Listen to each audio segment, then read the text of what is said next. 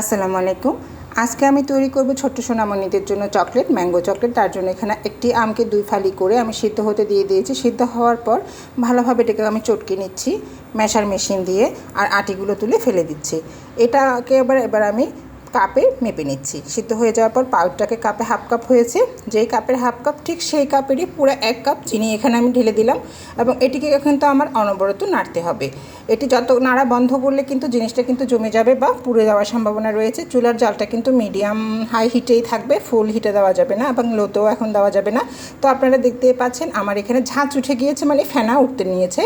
এটি দেখার পরে কিন্তু ভয় পাওয়ার কিছু নেই। চিনি কিন্তু এভাবেই ফুটতে থাকবে আর আমরা অনবরত নাড়তে থাকবো। এটি প্রায় আপনার সময় ধরে 10 মিনিট সময় লাগতে পারে আপনার জিনিসটা একটু ঘন হয়ে আসার জন্য। আর যখনই এটি ঘন হতে শুরু করবে তখনই কিন্তু আমরা একটি বাটিতে পানি নিয়ে নেব। সেই পানিতে কিন্তু এখান থেকে একটু একটু করে চাশনিটা পানিতে দিতে থাকবো এবং চেক করব জিনিসটা শক্ত হয়েছে কিনা। এখানে কিন্তু দেখতে পাচ্ছেন আমি হাত দিয়ে চেক করছি পানিতে শক্ত হয়েছে কিনা, এখনও কিন্তু হয়নি। এভাবে কিন্তু আমি অনবরত কয়েকবার শেষ পর্যায়ে যখন এসে যাবে তখন চেক করতে থাকবো।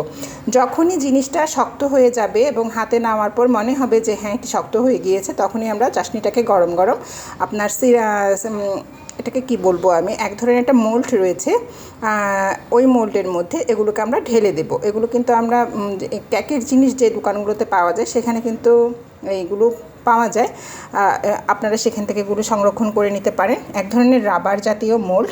দেখতে পাচ্ছেন যে আমার চাশনিটা একদম তৈরি হয়ে গিয়েছে, হাতে কিন্তু জমছে এবং ধরার পরে কিন্তু দেখা যাচ্ছে জিনিসটা ভেঙে যাচ্ছে এবং একটু শক্ত হয়ে আসে। তো এবার কিন্তু আমি এটিকে আর 2 মিনিট থেকে চুলায় রেখে এবারে কিন্তু এটাকে আমি নামিয়ে ফেলবো। এবার কিন্তু আমার ফাইনাল টাচটা চলে এসেছে। তো আপনারা দেখতে পাচ্ছেন আমি জিনিসটাকে হাত দিয়ে খুব চিপে চিপে দেখছি। আপনারা চেষ্টা করবেন এভাবে বাচ্চাদেরকে ঘরে চকলেট তৈরি করে খাওয়ানোর। তো এখানে আমি স্বাদটা আরেকটু বাড়ানোর জন্য কিন্তু সামান্য একটু বিট লবণও ইউজ করেছি। আপনারা দেখতেই পাবেন। দেখুন আমার চকলেটের ক্যারামেলটা একদম পারফেক্ট রেডি হয়ে গিয়েছে। এখনই কিন্তু আমি চুলো অফ করে দিয়ে গরম গরম চামচের সাহায্যে যে মোল্ডটা রয়েছে সেই মোল্ডের মধ্যে এগুলোকে আমি ঢেলে দেব। এই যে দেখুন আমি চামচ দিয়ে একটু একটু করে এগুলোকে মোল্ডের মধ্যে ঢেলে দিচ্ছি। আমি আমার পছন্দ মতো মোল্ড নিয়েছি, আপনারা আপনাদের পছন্দ মতো ডাইস বা মোল্ড যেটাই নিন না কেন নিতে পারেন।